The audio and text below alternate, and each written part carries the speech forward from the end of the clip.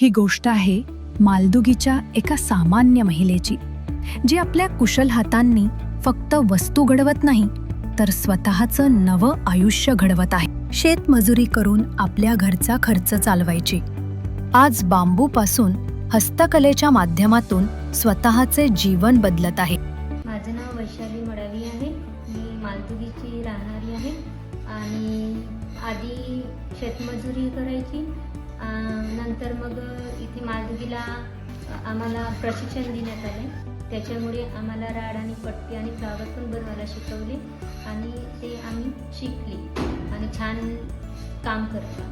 STRCच्या मदतीने तिच्यासारख्या कितीतरी महिलांनी बांबू कारागिरीचं प्रशिक्षण घेतलं.